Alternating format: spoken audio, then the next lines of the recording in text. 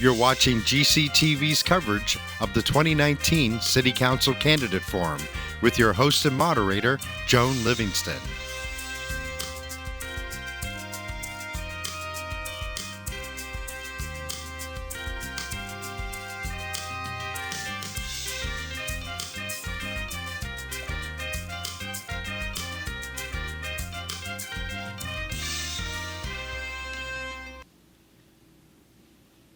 Good evening, and welcome to the Greenfield City Council Forum. I'm Joan Livingston, editor of the Recorder. Tonight, we will hear from the candidates running for City Council in the November 5th general election. They are, on my right, for Precinct 1, Vern Sund, the incumbent, and Edward Jarvis. For Precinct 3, Ginny DeSorga and Tonette Green. On my left, for Precinct 9, Norman Hirschfeld, the incumbent who is running unopposed. For the two at-large positions, we have Philip Elmer, Christine Forgy, James Henry, and Michael Toronzo. Daniel Gwynn, who is running unopposed for Precinct 2, and John Bottomley, who is running unopposed for Precinct 4, could not be here tonight. But as you can see, we have a full house. So here's the format for tonight's program. Each candidate will give an opening statement. They have up to 3 minutes. Afterward, we will have questions, and the candidates have up to 2 minutes to respond. We will also go in rotation. Finally, the candidates will have the opportunity to give a closing statement. Shelby Ashline, news editor for the Recorder, will keep track of the time and let the people know when their turn is up. So let's begin with an opening statement by Vern Sund. My name is Vern Sund, Precinct 1. What I like to see in Greenfield is some things that need to be done, like the anaerobic digester and for the treatment plant, which would save Greenfield a lot of money. And that's what we need to do, is save Greenfield money. And there's some other things that would bring in money, like dredging Highland Pond and making it so they could be ice skating and fishing derbies in the spring. And possibly even it could be turned into a swimming pool. And it's just, I've enjoyed being on the town council. I've learned a lot about finances.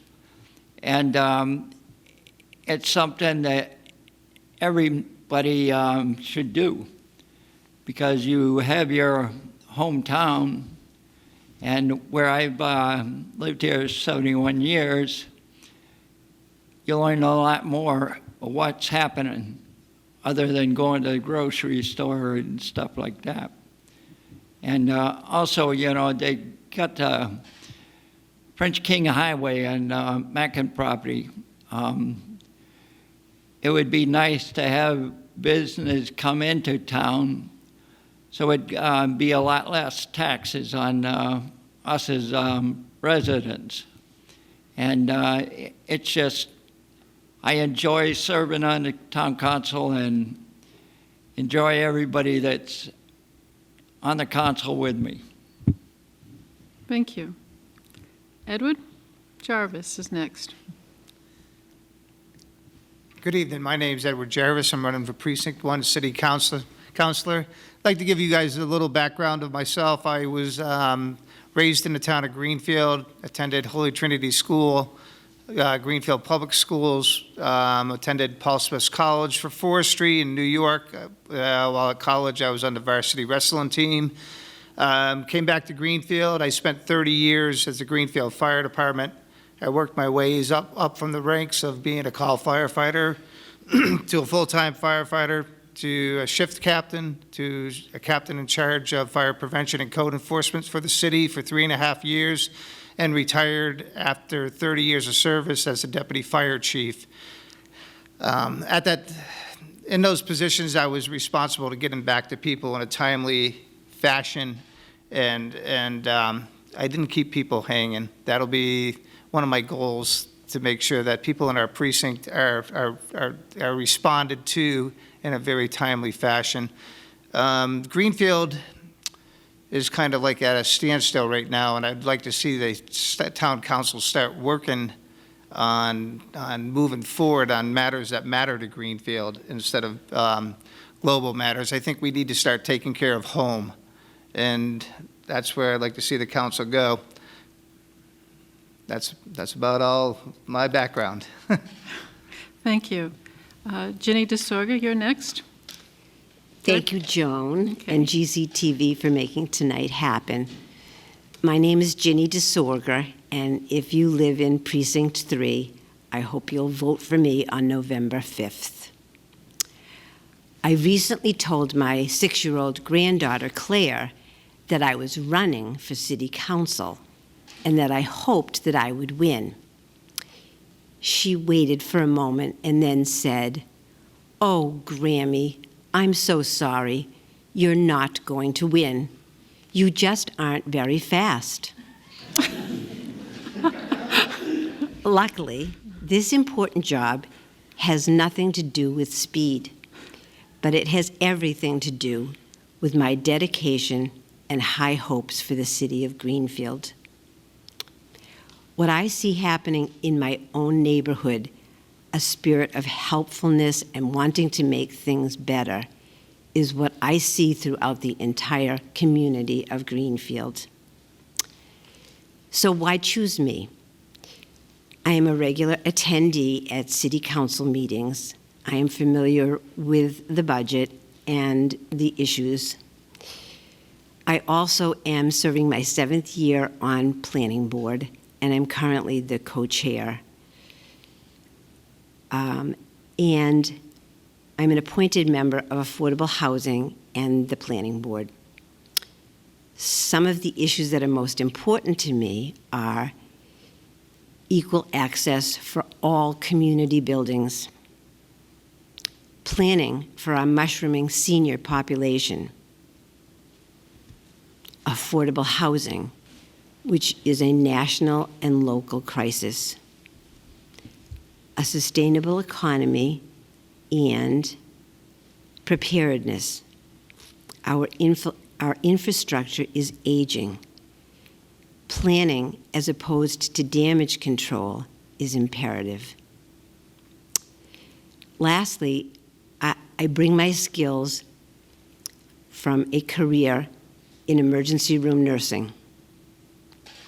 An ER nurse knows how to prioritize. I spent years working with police and fire, and I know the importance of making the right choice at the right time. Prioritizing is a vital skill of a city councilor. I have that skill. I certainly have the knowledge. I want to hear your voice, and I'm ready to serve. Thank you. Tonette Green? Hi, my name is Tonette Green. I'm a candidate for Greenfield City Council in Precinct 3. I've lived in Precinct 3 all my life. My education was in Greenfield schools, and what I learned about the world and how it works came from living in this community of people. I married Corey Green, who works 2 jobs at the Greenfield DPW and Stop and Shop. Together, we raised our son Corey at our Norwood Street house. At age 16, I went to work at Stop and Shop. My first job was being a cashier, and I went on to bookkeeper, payroll clerk, and administrative assistant. I was responsible for hiring new employees for the company, doing budget books, payroll analysis, ledgers, and inventories, and you can now find me in the pharmacy as a technician. During this time, I also put myself through college, GCC and UMass, and at 18, I became a union steward for the United Food and Commercial Workers Union. I became the head steward and was nominated to the executive board as vice president and recording secretary. I have been a part of the collective bargaining with Stop and Shop for the past 21 years. My unit consists of 5 local unions crossing 3 states, representing 30,000 employees. This April, we had one of the biggest and longest strikes in New England history. I was a strike captain at our local Stop and Shop, and the outpouring of love and support from our community was overwhelming to me. During this time, I decided I would like to be more involved in our local community. I've always done some community service. I was one of the original board members of the Medical Reserve Corps. I took part in countless monthly training sessions to ensure that our community is ready if there is ever a major epidemic, including flu clinics in the surrounding areas. I volunteered to help displaced families overnight at the Greenfield Middle School during Hurricane Irene in 2011. I'm not afraid to roll up my sleeves for a good cause or fundraiser, or to walk and hold a picket sign for my fellow brothers and sisters. I know how to make things happen. I'm driven to get things done. I have set a goal to door knock at as many homes in Precinct 3 as I can. I hope tonight to share some of my economic views about how to keep Greenfield a place that attracts families, offers jobs at living wages, educates its children well, and takes care of its elderly. That's the Greenfield I grew up in, and that's the Greenfield I want to represent again. Thank you. Thank you. Norman Hirschfeld? Thank you. Good evening. I'm Norm Hirschfeld. In the past, I've served on the council for 5 years, and recently I've been appointed to represent Precinct 9. One of my main concerns is the unequal burden our property taxpayers are carrying. Our city budget is very tight. We are faced with an ever-increasing cost of doing business in the city. This cost will only continue to increase over time to pay for rising expenses of infrastructure such as roads, sewer and water upgrading, education, our city workers' health care and pension. Our police and fire departments are at minimum staffing levels. Our teachers are some of the lowest paid in the state, and on top of this, we can't always think of just cutting the budget of departments to get by. It's just not sustainable for the future of our city. The large taxpayers like Big Y, Home Depot, and Stop and Shop do not pay their fair share of taxes. We have to begin to look at more equitable tax alternatives. I promise to continue to return calls and answer emails as I've done in the past. I also look forward to working with the new City Council to tackle various problems and issues that confront the city in an open and transparent way. Thank you. Philip Elmer? So I'm the new guy here, I guess, so I should probably tell you something about myself. My name is Philip Elmer, like the glue. I'm a recovering journalist. I worked for 36 years for Time Inc., 28 of them at Time Magazine, where I started as a temporary secretary and clawed and wrote my way to become an executive editor. I now write a news site about Apple, the company, not the fruit, and something that I can do anywhere. And I choose to do it in Greenfield, mostly because my high school girlfriend, the woman I took to the senior prom in 1967, lives here, and I moved here 5 years ago to marry her. Why am I running for city council? I ask that myself. I ask that question myself every day. It probably starts, frankly, with Donald Trump, this party boy that I used to run into in New York, and I just couldn't believe he got elected president. And I just think we can do better. And I sort of feel the same way about the city council. I've watched it for the last 5 years. I've watched it tie itself in knots, and I think we can do better. I think I can do better. So here's my pitch. I think Greenfield has an enormous opportunity for growth right now. And I think we should be exploiting what makes Greenfield really special at this time in the internet economy. We live in this wonderful place, and we have some of the fastest bandwidth in the state. And I think there are already software developers moving to this town to take advantage of it. You ask them why they're here. They say 500 megabytes up and 500 megabytes down. I can't get that anywhere else. So I think we should be marketing, rebranding, promoting Greenfield as the friendliest little city on the information highway, and that I think there's a way to grow Greenfield's economy without paving over its charm. I think the thing Greenfield needs most of all is money. It needs new jobs, new families with incomes, families that will send their kids to school, shop on Main Street, eat in our restaurants, pay their taxes, share our tax burden, and lift everybody's boats. Thank you. Christine Forgy? Good evening. Thank you very much for the opportunity to be here, and I think everybody here at the table also deserves a huge round of applause because running for public office is not easy. I should know, for those of you who don't know me, I was Greenfield's first mayor, and I served the people of Greenfield in that capacity for 6 years. It was my privilege to do so. During that time, we were instituting a new charter, and the result of that charter is part of what you see here this evening, an electoral process for us to have good self-governance, well represented of the people of Greenfield. I'm a little bit concerned about what I've been seeing going on in Greenfield for a past number of years in regard to the lack of civility, the lack of cooperation, the lack of good communication. A Republican form of government does not work unless we all agree that we need to communicate and do it to the best of our abilities. We need to put aside our differences, and we need to work to bring solid, working government to Greenfield that is responsible to people.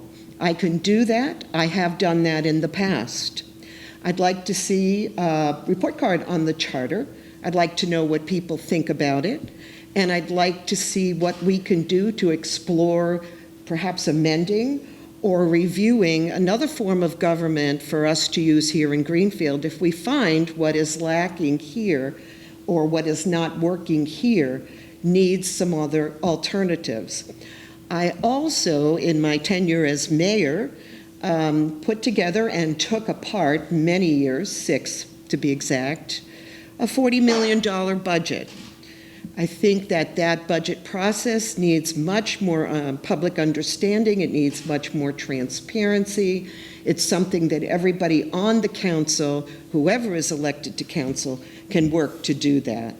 I think we need to restore some common sense to our government to really pick out the issues that are important to us as residents of Greenfield. There's so much on the table. It's hard to know where to go, what to turn to, but again, petty differences have to be put aside. We have monumental projects that face us, and we need to work together to do it. That's the reason that I'm running for this council.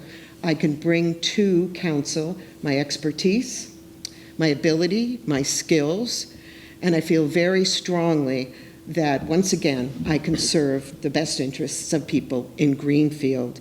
Thank you very much, and I ask for your vote. Thank you. And now we'll have James Henry. Let me start by saying what an honor and a privilege it is to be in this room full of dedicated people who have the goal to serve the people of Greenfield. All of you have my admiration and respect. The fact that I am here is somewhat of a curiosity because as recently as a week ago, I actually contemplated dropping out of this race. Not because I had lost interest in serving, but because 3 days after the preliminary election, I was offered the opportunity to help elect the next great president of the United States, serving as a community organizer for Tom Steyer for president in New Hampshire.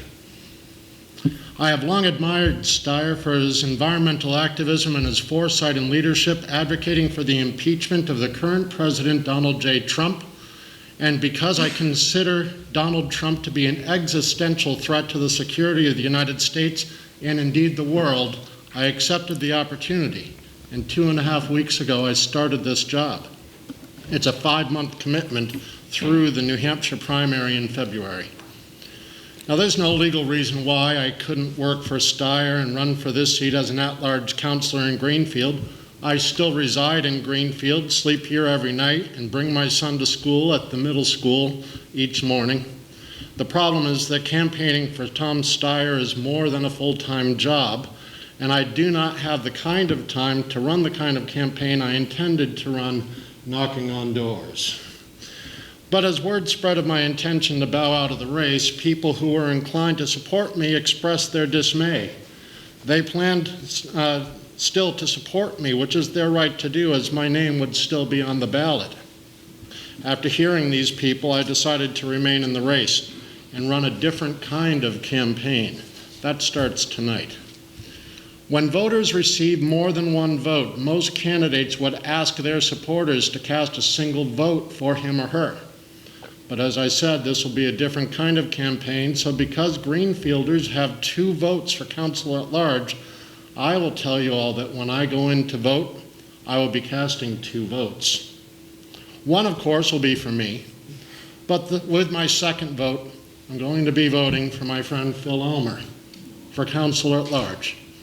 Over the past several months, I've gotten to know Phil, and I believe he has great ideas, and he will be a great member of the City Council.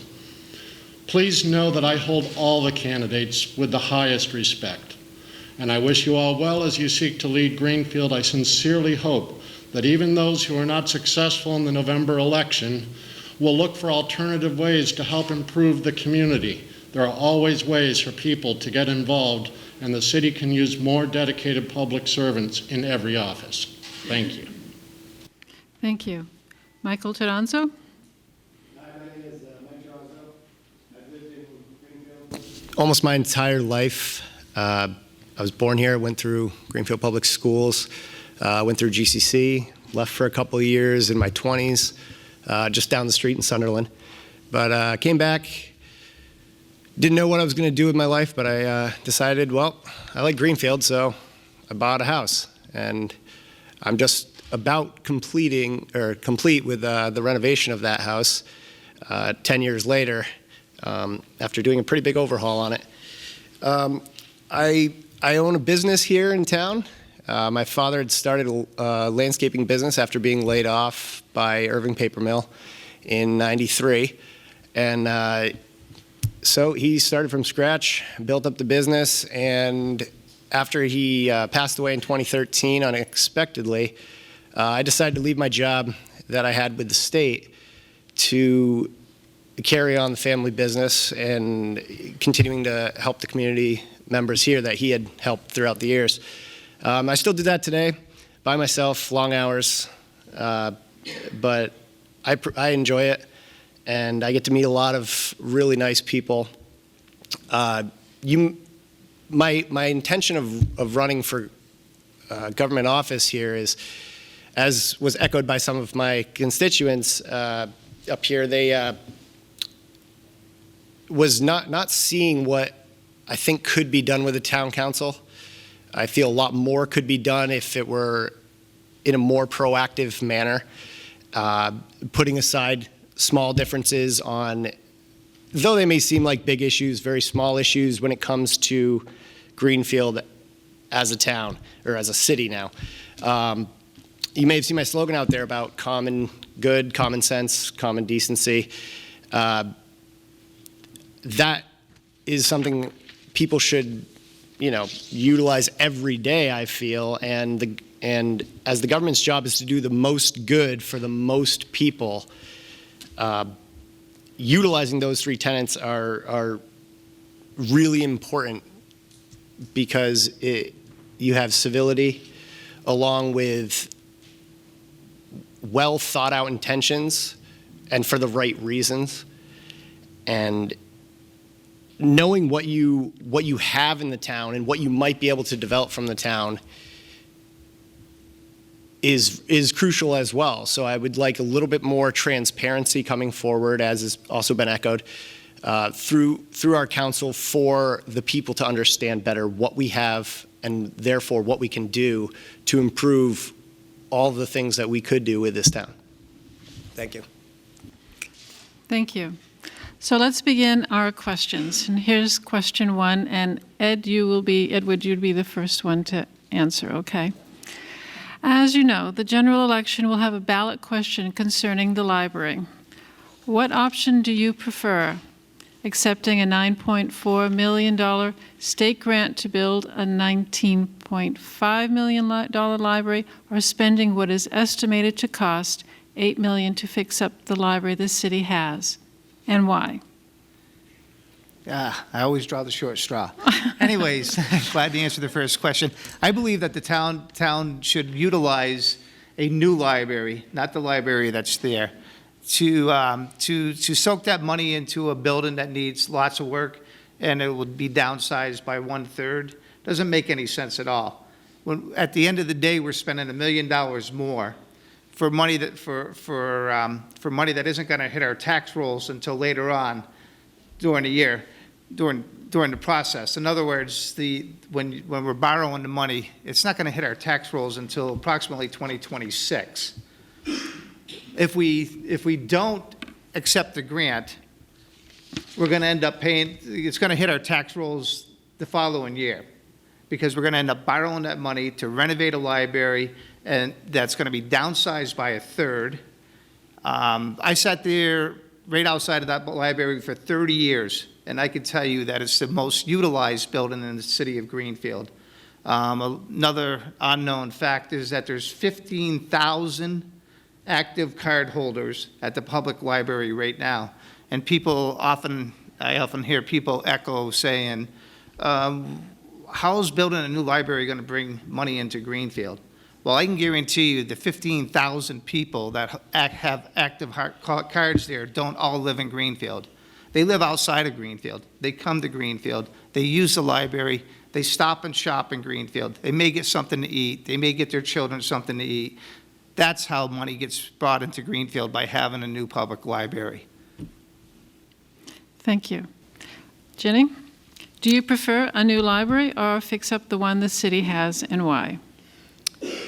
I totally support the town of Greenfield building a new and fully accessible library. The cost of the library is going to be $19.5 million. We got a once-in-a-lifetime chance for a $9.4 million grant. There's been overwhelming support within the town. $750,000 has already been pledged towards that library, with a goal of $2 million in fundraising. The new library is going to bring new growth to this town. It's going to bring people that are going to the stores on Main Street, and most importantly, it's going to be a beautiful library that everyone is going to be able to get into. Thank you. Thank you. Tonette, do you want me to repeat the question? No. Okay. No. Okay. I'm in full support of the new library. I believe that any public building should be accessible to everyone. I've listened to many of the people who have supported the library since inception and applaud them for all their hard work. The reality is the cost to repair the existing library would be more than to build a new one. Believe it or not everyone can afford books, Kindles, or computers, and many people use the library to do research, explore medical conditions, and read their monthly magazines and newspapers. They can even get passes to museums.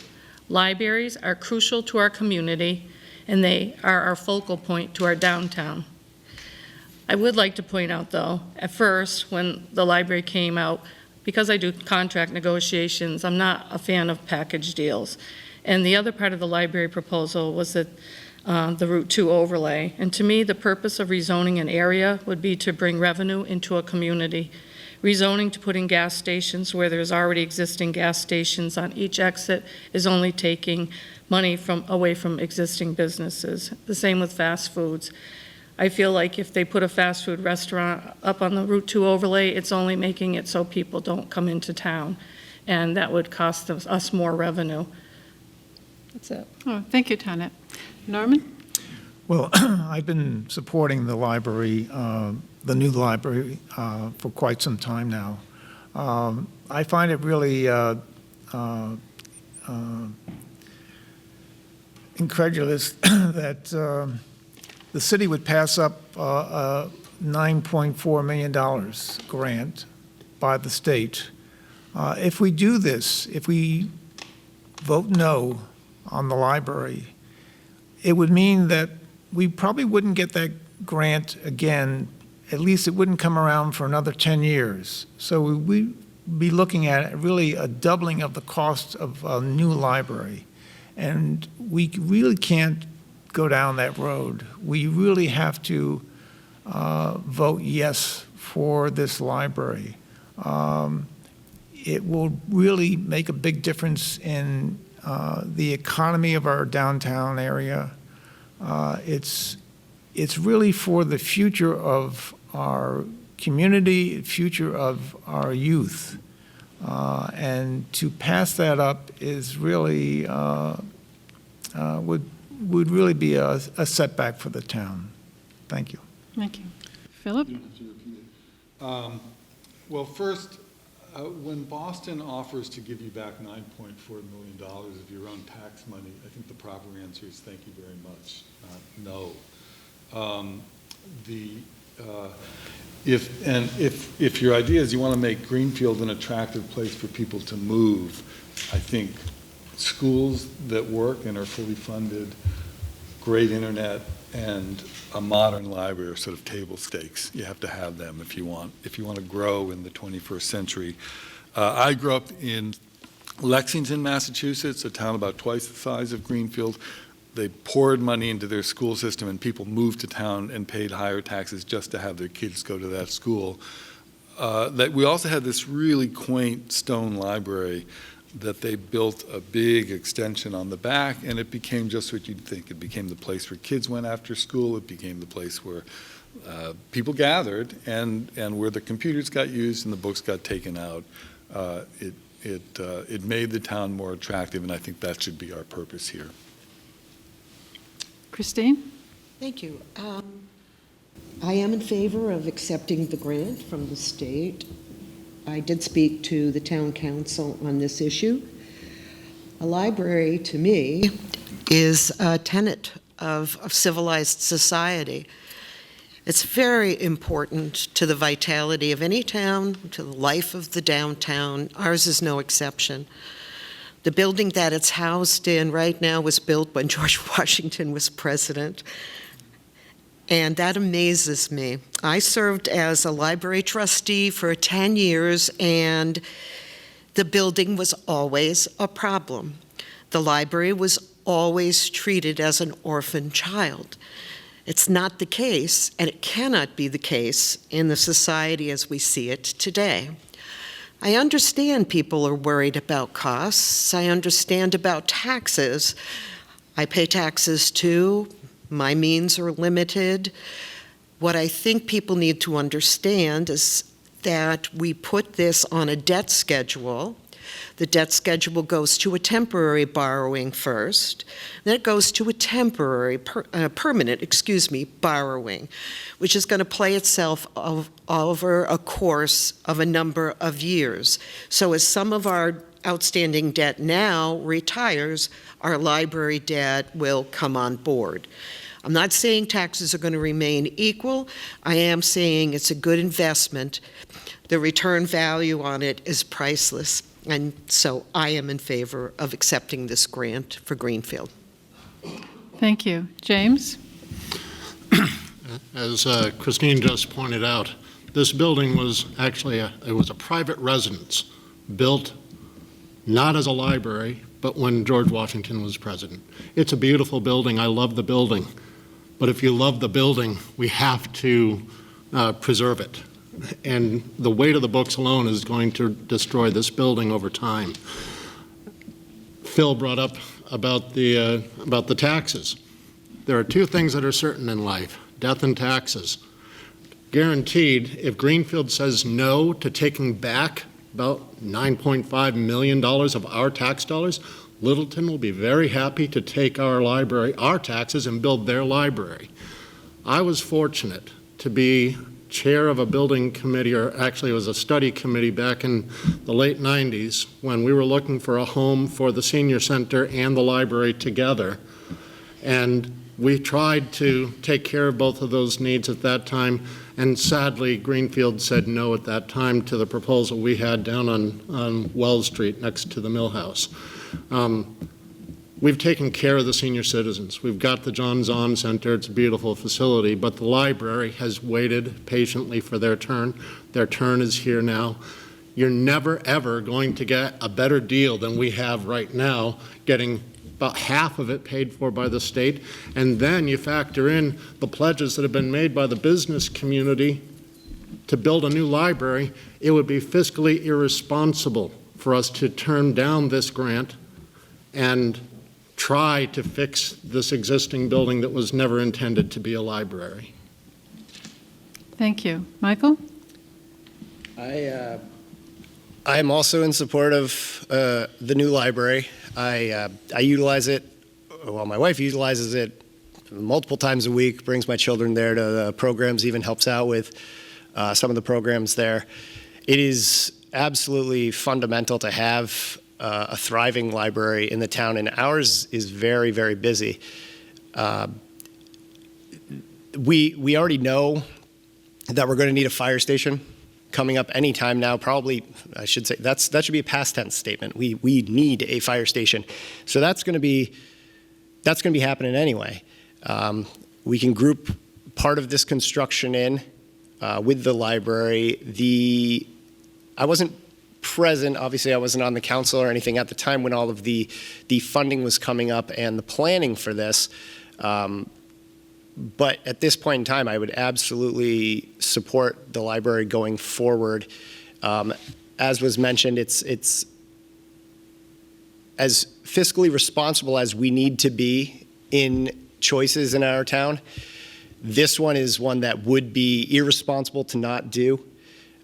There are times, as a business owner myself, I have to run my own budget, and there are times where I need a new piece of equipment or have to put out the money ahead of time to fund a project, and though it doesn't seem like I've got it at the time, I know that I'm going to chip away at it, but if I didn't take advantage of an opportunity, then I would miss out completely, and that could be a lot more detrimental in the long run. So I would push for this to go forward. It's obviously now on the town vote, and it's going to get mine. And I hope that it would get definitely as many as necessary. Thank you. Now we're going to go all the way to the end of the table for Vern. As far as the library go, I was the one that voted against it. The reason I voted against it because we got to combine the fire station and library together. And also, before we even moved the library, the one now has to be ADA compliant. Whether it goes now or it's a couple of years takes to go down, be built into where the new library is supposed to go. And like I said, it'd be great to have a new library, but a lot of the older people can't afford it. You get people 70 years old and older that can't afford the taxes now. How are they gonna afford taxes coming up with a new library, new fire station, and a new aerobic digester, and having new roads put in town that whether you have clay pipes and everything that have to be replaced. And you got to look at the whole picture, because if you can't afford a new fire station, you're not going to be able to do a new library. Or if you can't afford aerobic digester, which is needed, you can't afford the library either. So you got to look at the whole picture and not just go with what you want, but what you need. Thank you. Question 2. Development of the French King Corridor is a hot button issue in Greenfield. What is your stance on this topic? And Jenny, you're the first one to answer. I'm on record as being in favor of development in the French King area. We need development to stabilize our tax base, but we don't know what might go in there.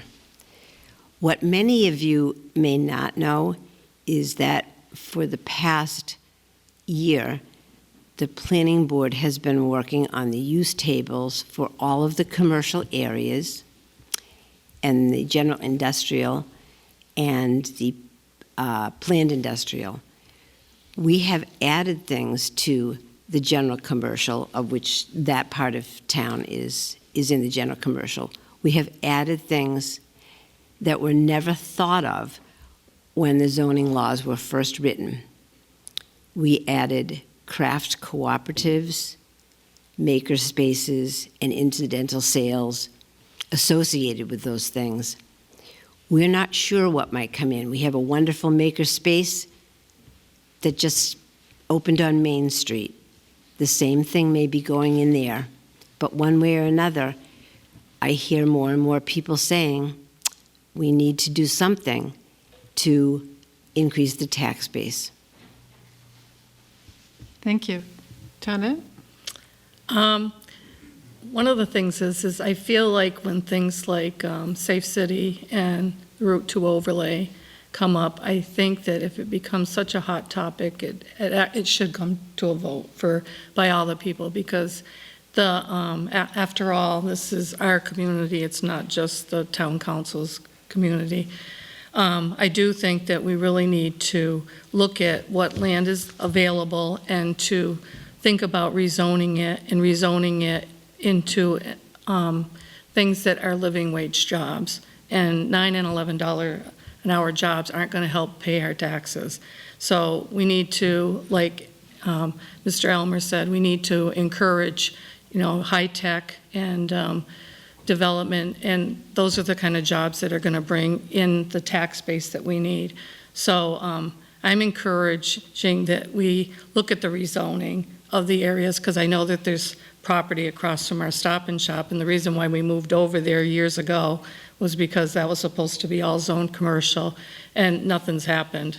Now we got sheds across the street. So I think we need to take a look at this, because I think it will help our tax base, and I think it'll help our community, and that's really what it's all about. Thank you. Norman?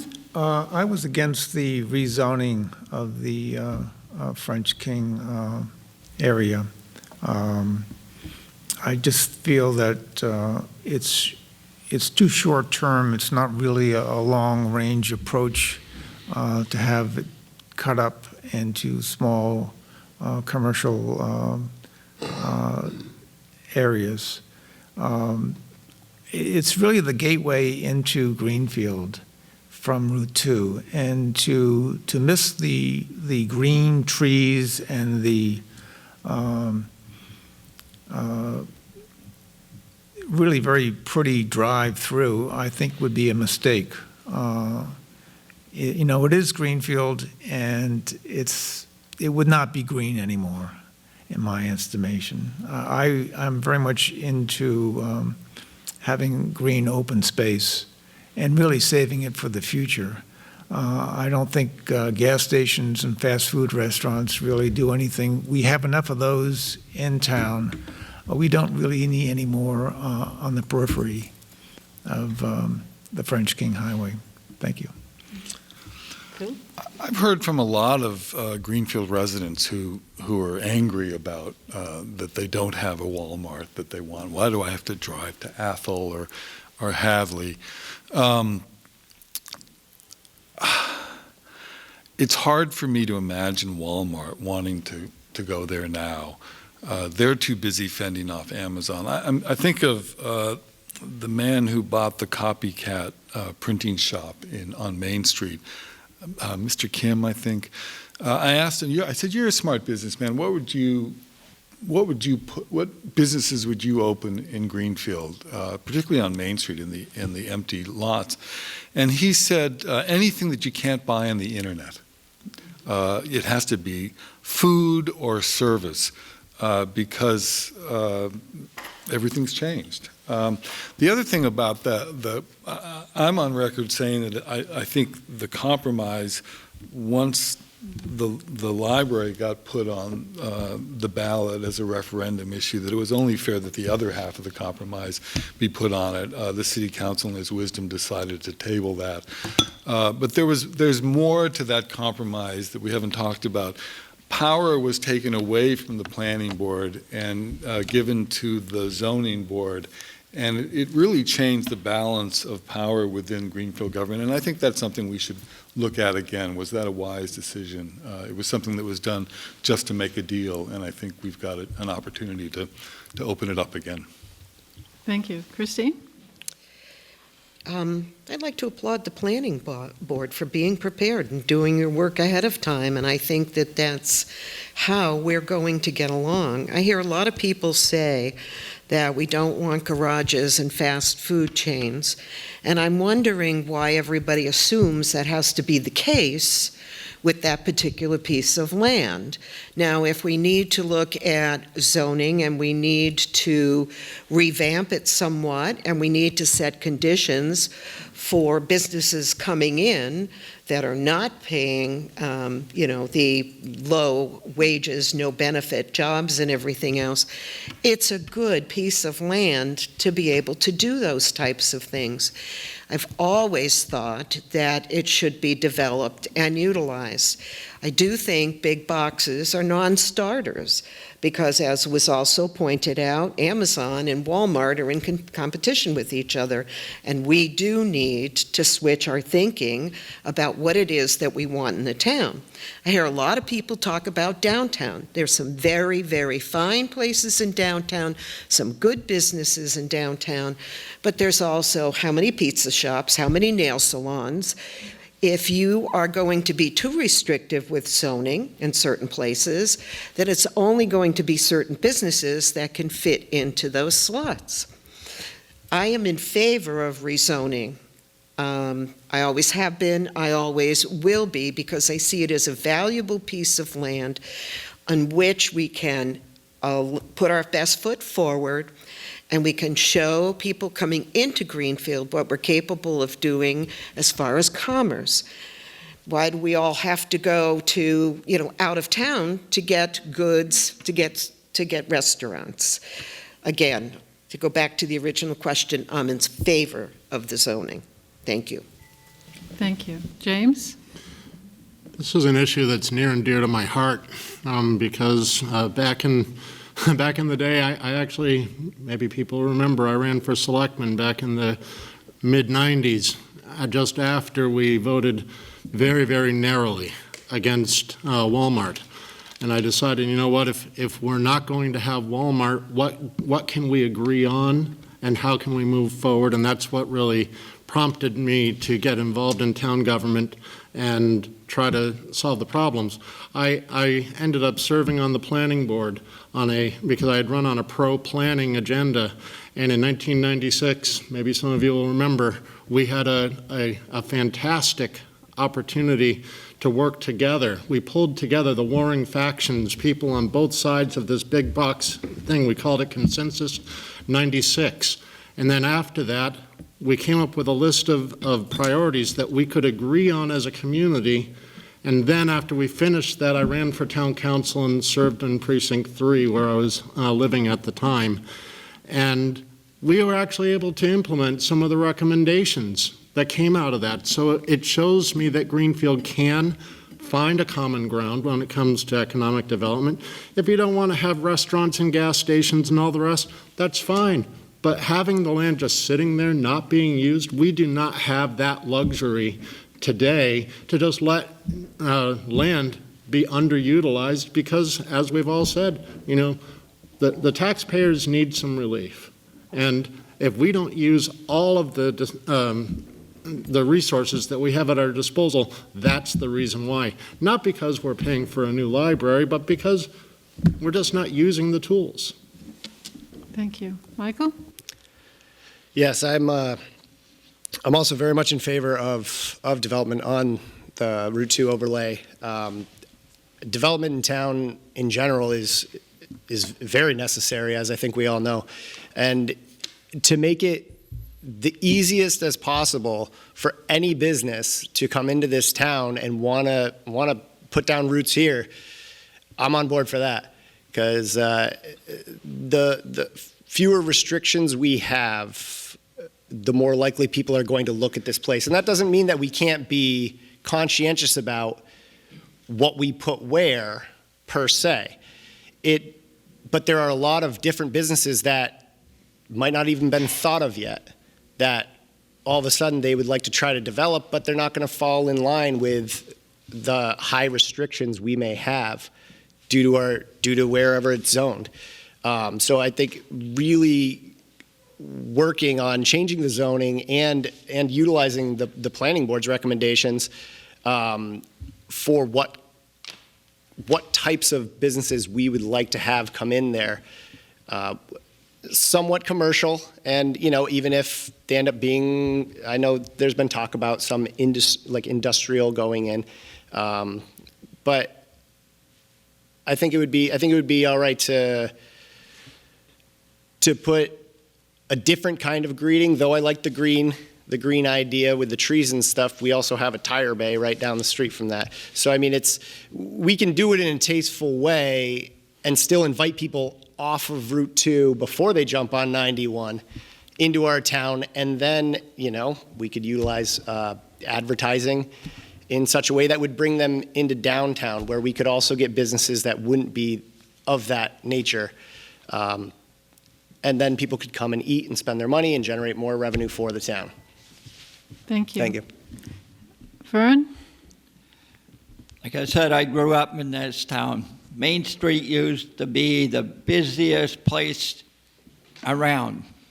You had more stores, more business right around Main Street. You had manufacturing, and everybody was welcome. Every business was welcome into town. I retired in 1989. I was hoping to have Ceruzzi Company build in the Mac and Sand Pit. It didn't happen. It's been in court ever since.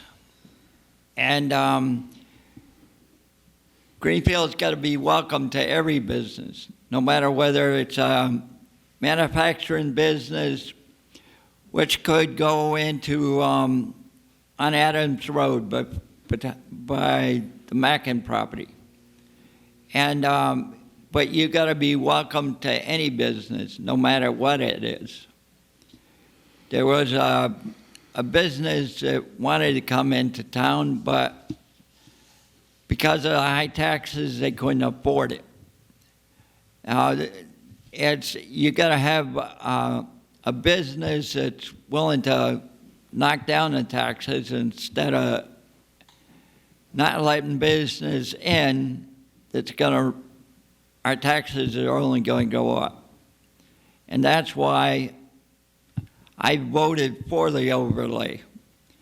Because no matter whether it's a small business or a bigger business, the only way you can do is let business come into town and appreciate what they do. Thank you. Edward? Thank you. I too, I'm for the French King overlay. It only makes sense to us. Right now, we drive up and down those pieces of property right now, and what do we have? We have nothing that's contributing to our tax base. Be it big or small, whomever wants to move in there, would only make sense. We could put restrictions on how much greenery they need to have in their frontage. I'm sure I've seen it before. In many cases, in many developments within the town, that they've been told, you have to have so many bushes, you need to have so much frontage. We can put those conditions on them building there. As far as gas stations and restaurants, I've heard that rumor. I don't know where that rumor's out there. I don't see people. I don't see the gas station people knocking down the doors to build another gas station out there. Could we put some specialty shops out there? Yep. Could we put a little Peter Hirsch clothing store out there? Strip mall kind of thing? Yep. Are they paying $25 an hour? No. But are they going to be contributing to our tax base? Yes. Is a vacant building not being used on that parcel of property contributing the maximum amount of money to our tax base? No. It's time to improve and build that area up with some restrictions. We want to make it green so we can make it aesthetically pleasing when people come off the road. And God forbid they decide to come downtown and get something that they couldn't get at one of those specialty shops. Or if it's lunchtime and they go to one of the restaurants on Main Street. Or God forbid they need gas and they need to stop at one of the gas stations on Main Street or Federal Street to get that gas. That's how we draw people into town. We draw people into town by having shops that they can come to, not by having vacant lots. Thank you. Question 3. How can the city continue to afford the services it provides? And that will be you, Tonette. Okay. I'm concerned about Greenfield's incurring too much debt. In 2018, Greenfield was $34 million in debt, which is 27% higher than similar towns. At the same time, our median household income in 2018 was $47,821, which is 36% lower than the state median income, which is a household combined. We seriously need to take a look at how we can increase our tax base without continually increasing our homeowners' taxes. We need to encourage new businesses into our community that will pay living wage jobs. These businesses will help fund our taxes, but also these living wage jobs will help our tax base too. We should be talking with UMass about information technology, job innovators, and talking with our county CDC about local job prospects and training. When we decide to rezone property, we should make sure we're doing it to increase revenue that we can in turn use to support our infrastructure. We need to maintain our infrastructure to maintain our roads, water, sewer, etc. However, we need to be smarter about how we increase our tax base. Thank you. Norm? Well, like I said in my opening remarks, we just cannot continue the way we've been doing in terms of relying on residential property tax, one tax system. We need to have a dual tax system of some sort. We can't always rely on trying to cut the budget to make ends meet. It's just not going to work. Our costs are constantly rising, and we just have to really face the reality is that we need a tax that's equitable. Right now it puts too much emphasis on the property tax, the residents' property tax, and we have to come up with a way to not hurt the small business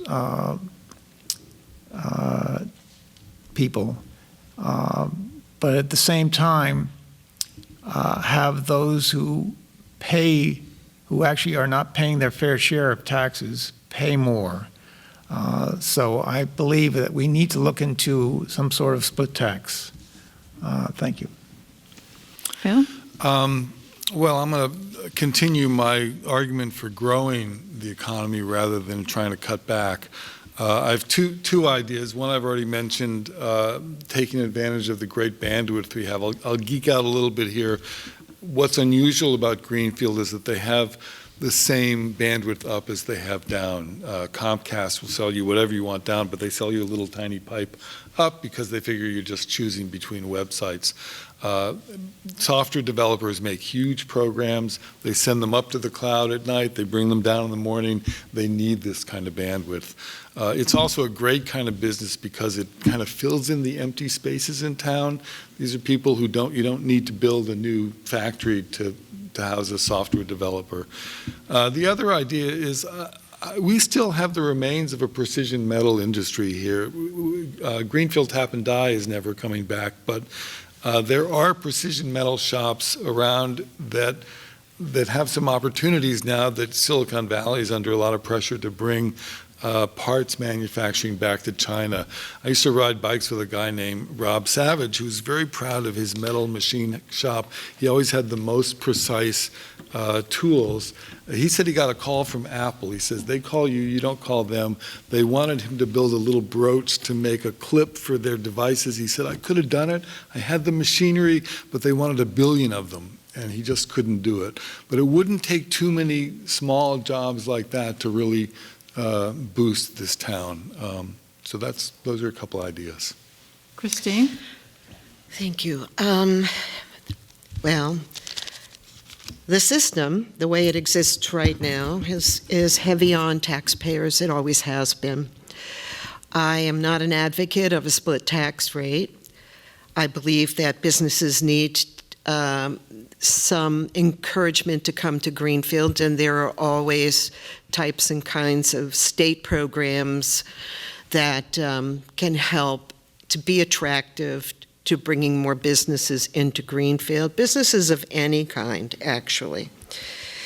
What bothers me a lot right now, personally, is if we want to get more, what do I want to say, more traction with money that we are spending right now, because there's just so much money to go around.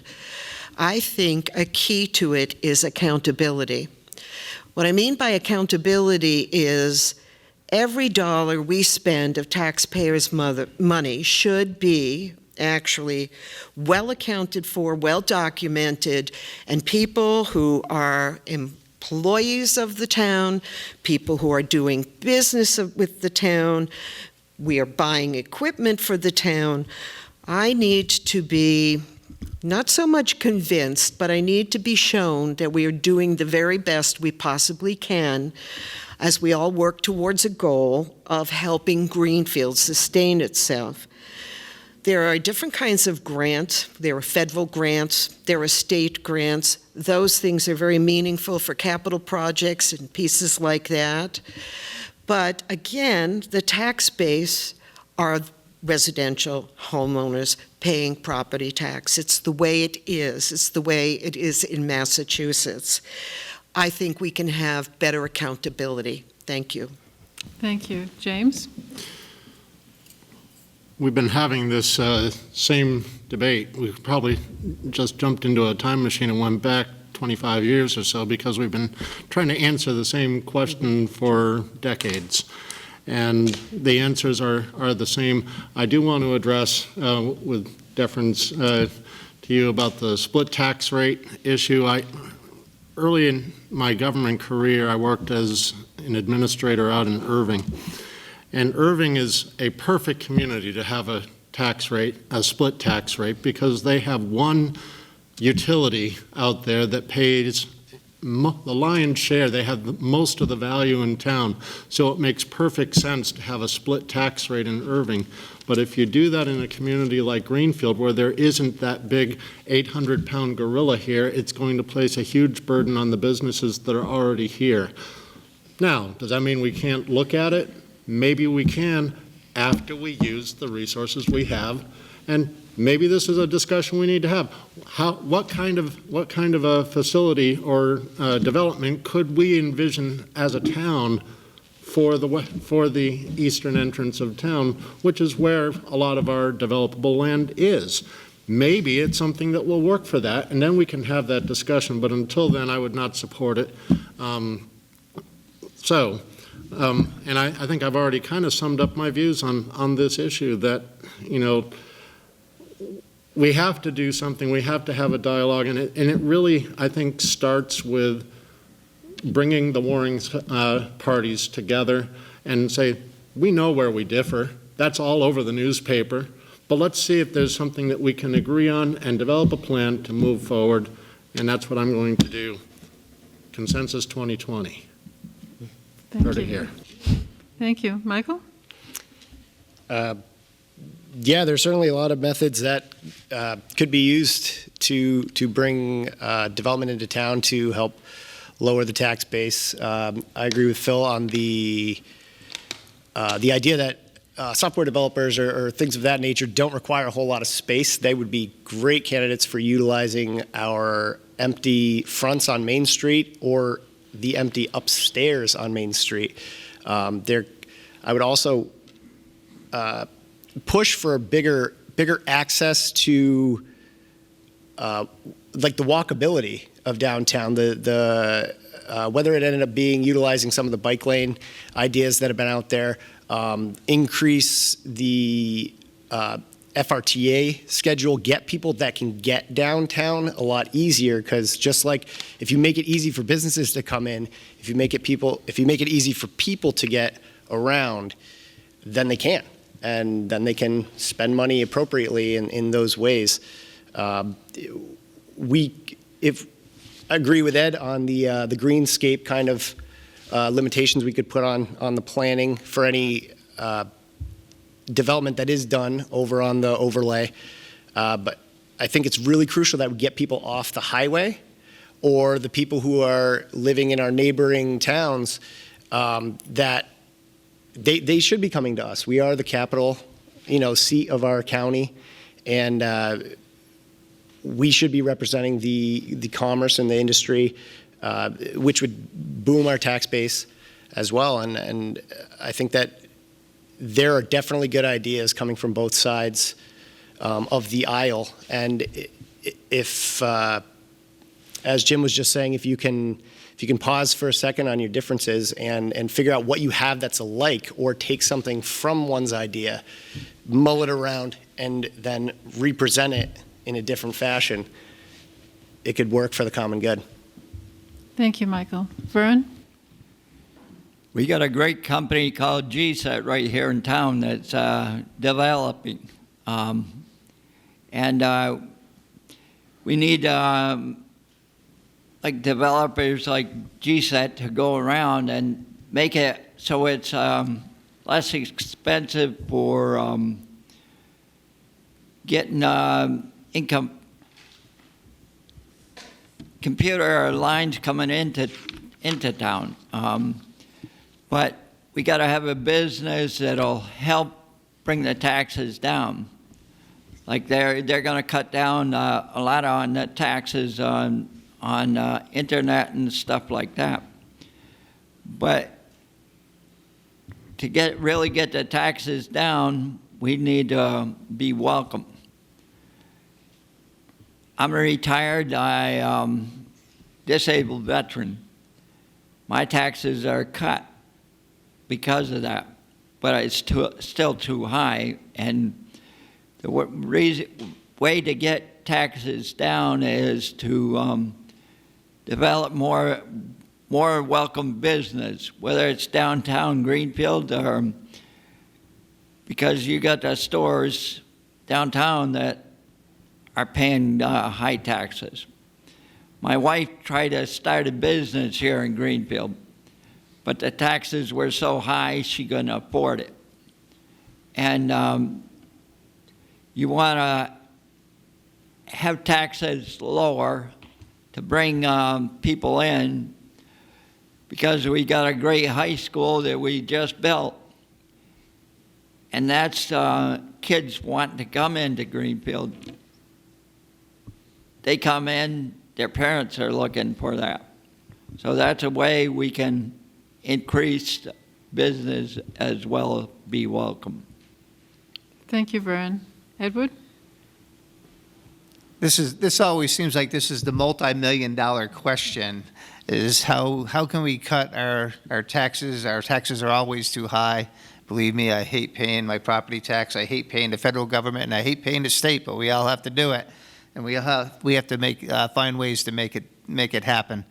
I believe that Greenfield has several opportunities, and with just all the open spaces that we have, we need to stop beating these projects to death with a club, and actually put them out there and let people build. Let people come to Greenfield.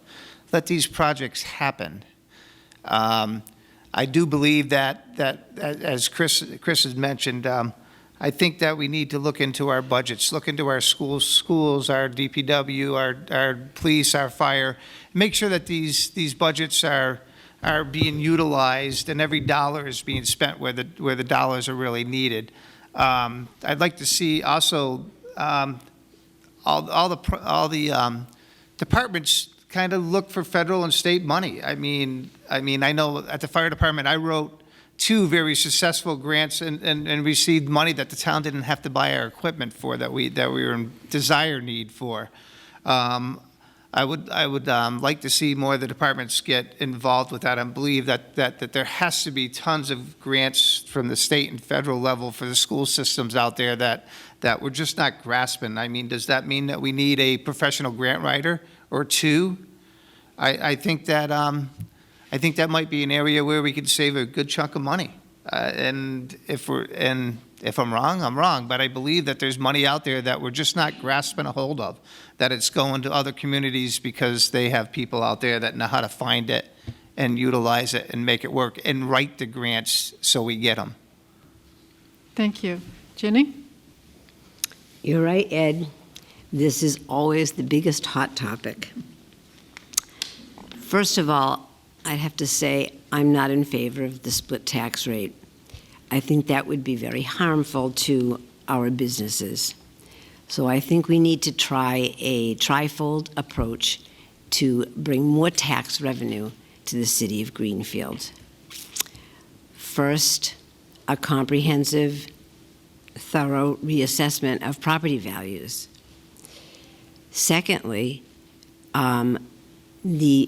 for our school budget, I think the new Student Opportunity Act, which will be changing the share of what and the formula of how funding is done for Western Massachusetts. It's something that we have to push our legislators to make sure that that is passed. Joe Comerford and 3 other senators brought that forward, and if that were passed, especially with the census coming up, and we know that the numbers are going to be changing after the census. Eastern Mass is growing by 2.4 to 4%, and our population is probably going to remain stagnant. So we need to push our legislators to make sure that that happens. Lastly, we have to capitalize on what we have, and I think we are doing a great job with that, and we have to do it even more so. Our economic development office, they gain billions of dollars writing grants. There is a new empty storefront initiative that is just coming to Massachusetts, and our grant writers will be out there grasping it every minute. So we have to do everything we can to get those businesses to come and stay here. That's it. Thank you. And now the candidates will give their closing statements, and we'll begin with Norm. Well, I encourage you all to get your friends and neighbors to vote on November 5th. I hope to see you all at the polls, and thank you. Okay. Phil? Well, I am in a competitive race, so why vote for me? I don't know, I'm smart, I'm a quick study, I've been around, I know a little about how things get done, and I know how to get things done, and I'll tell a quick story. I live right up against Highland Park, and I walk my dog there every day, and I see what Vern sees, which is a wonderful lake that used to be a skating, hundreds of people used to skate there, and it's silting up, it's eutrophying, it's turning into a wetland. I got myself on the mayor's committee to figure out what to do about Highland Pond, and we found out pretty quickly that the cost of getting over the environmental hurdles, it was going to be millions of dollars, and Greenfield's got bigger fish to fry right now. But we did learn that the pond had a high bacteria count, a lot of coliform bacteria. It could have been coming from the houses up the road, but my theory was it was coming from the dog poop. So I did a poop count. When the snow melted, and I counted 1.8 poops per meter, and on the strength of that, with Chrissy Moore's help in the rec department, I asked for a poop bag dispenser at every entrance to the park to send a signal about how the town felt about the park. We got one, but it made a huge difference. That path is almost totally poop-free. And there are people who opposed it. A local politician, I won't name her, said, I bring my own bags, I put the poop in my pocket, in my coat pocket, and I bring it home. That solves the problem. She missed the point. If you make it easy to comply, people will do it.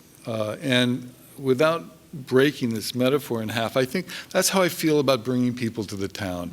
Make the town a place that has the stuff that new families need, and they will come. Thank you. Christine? I don't know if I can continue after that.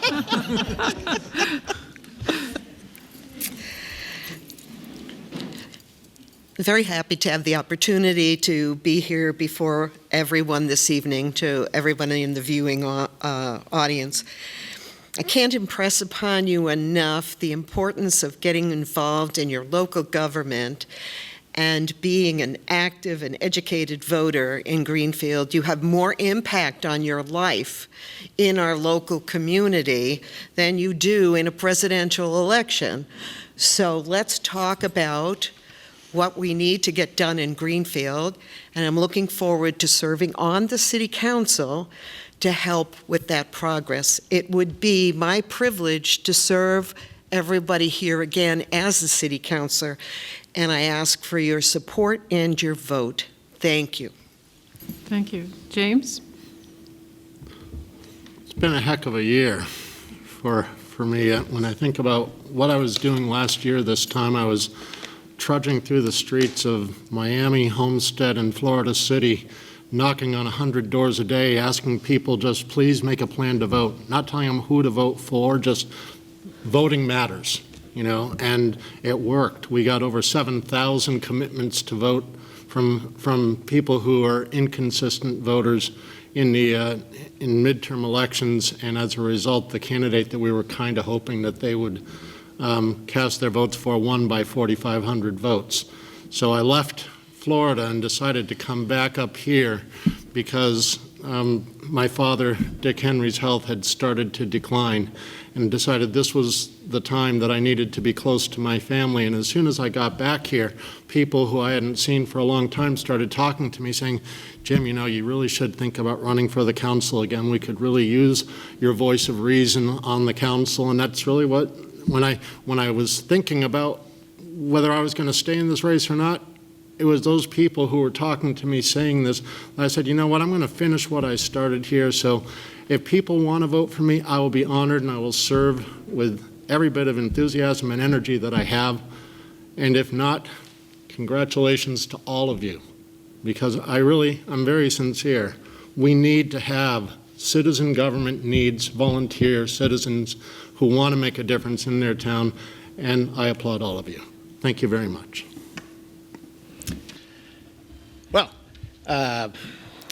thank you for the opportunity, and thank you all for coming here as well. A lot of people have asked me, why would you want to get involved in this, especially right now? And I ask myself that every day. It's definitely a tough time right now, especially with the current sentiment of the country, and I would really just like to take a little bit of this time to encourage people to be decent. The way that is being portrayed to deal with differences in the national level is not the way that we need to treat each other.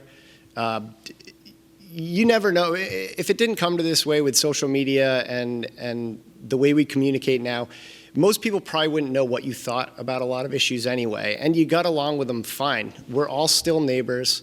We all live in the same community. We're all going for the exact same goal, which is, to live a decent life and be prosperous and not struggle. And hopefully included in that is to help out those who do need a little bit of help.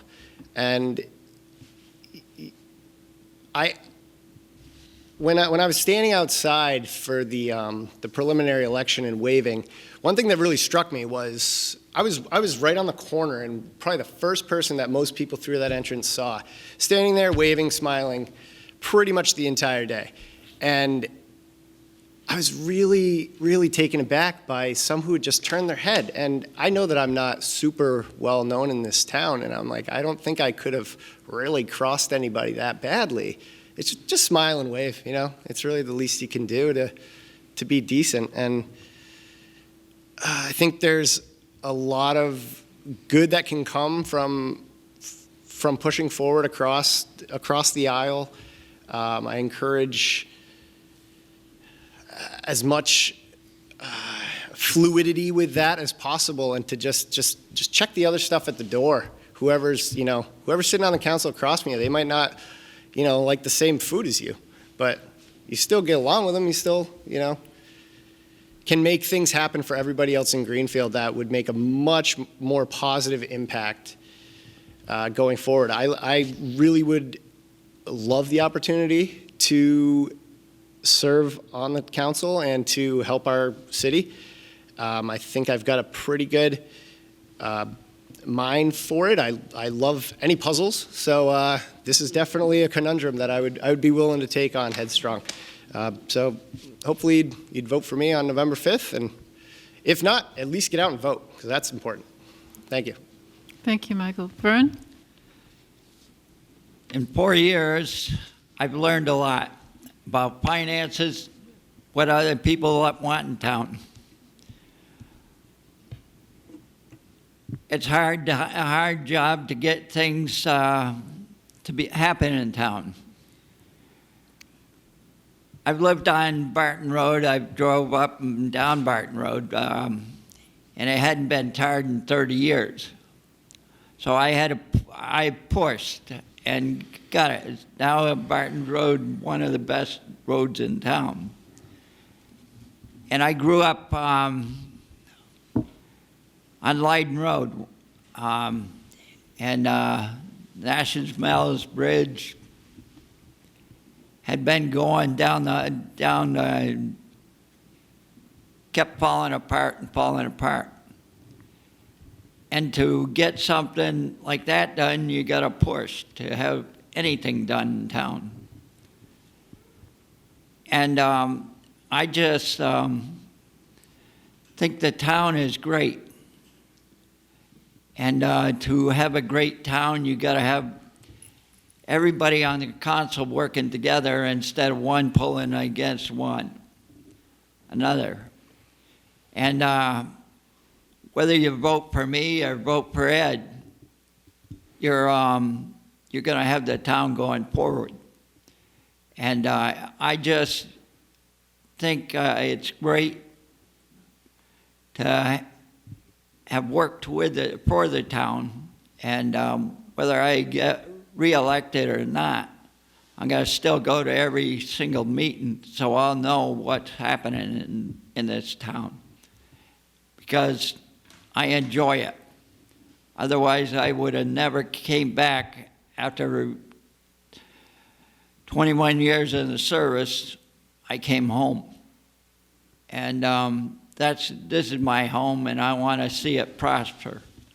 And how it's going to prosper is have all the town councilmen or women work together and be willing to work together and not take anybody apart. Edward? Very good. I'd like to take this opportunity to thank everybody for tuning in tonight and spending your evening listening to all of us. If you disagree or agree with us, that's great. Just remember to get out and vote. Your vote counts. Everybody's vote counts. I, too, was opposed with the question, what are you doing? And I said, I worked as a community servant for 30 years, given to this community as a firefighter. I took a break for 3 years because I really needed it. I'll probably need a break. If I get elected, I'll probably need a break after 4 years for another 30 years after that. But it'll be my privilege to serve the town of Greenfield. I'm not one to sit on the sidelines and watch things happen. I want to be in the game. I want to make things happen. I want to feel like that I've contributed.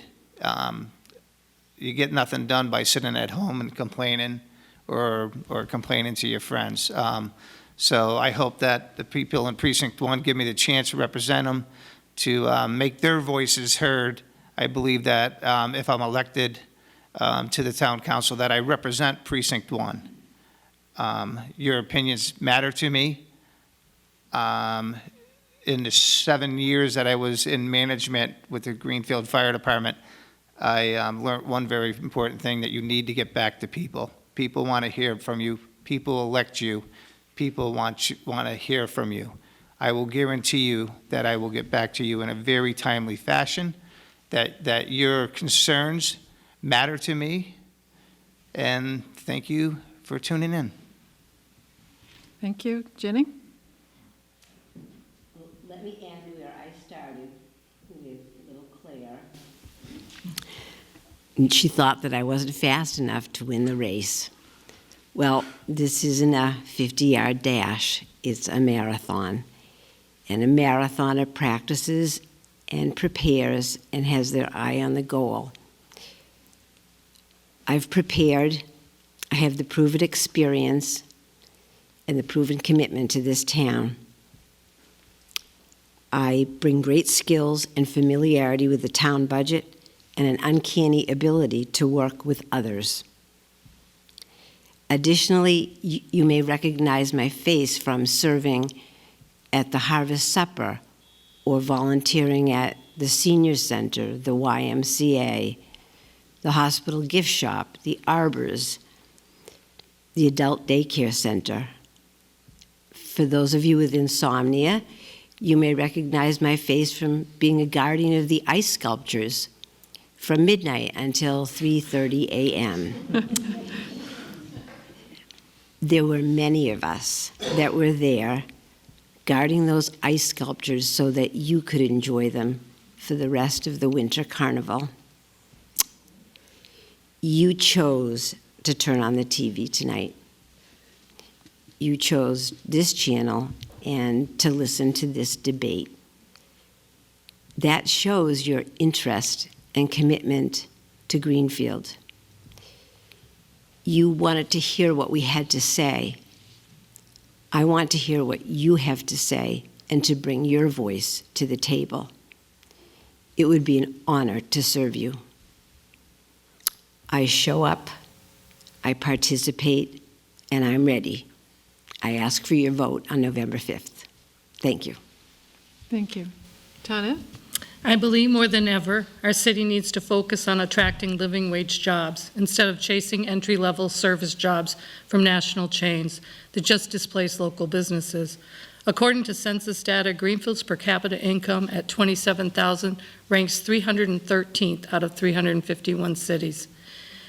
We must do better. We need revenue so our schools can be fully financed with a curriculum that includes music, sports, and arts. We have to expand our housing options for the elderly and disabled and cut down on the waiting list that now lasts 1 to 5 years. Our tax rate is one of the highest in the county, but actual tax bills are offset because our home valuations are still relatively low. Home ownership and rental housing stocks must remain affordable. As an employer, the city needs to be sure wages are adequate to attract and retain good workers. That goes for our teachers, police, fire, and DPW. We need to promote green energy in all our buildings and encourage homeowners to do the same. We cannot pave over what open space we have left. My opponent and I differ on strip commercial development. I don't want more gas stations and bottom wages that force families to work 2 and 3 jobs. Our tool industry was destroyed by large corporations that sent jobs to Mexico and China. We need to look for industrial and internet-based technology to build our middle class in Greenfield. We need to make smarter development decisions that lift up our per capita income in the future. I see a stronger Greenfield in the years ahead, and thank you for your vote in Precinct 3 on November 5th. Thank you. Well, that concludes tonight's forum. Thank you, candidates, for your participation. Audience, I believe they deserve a round of applause.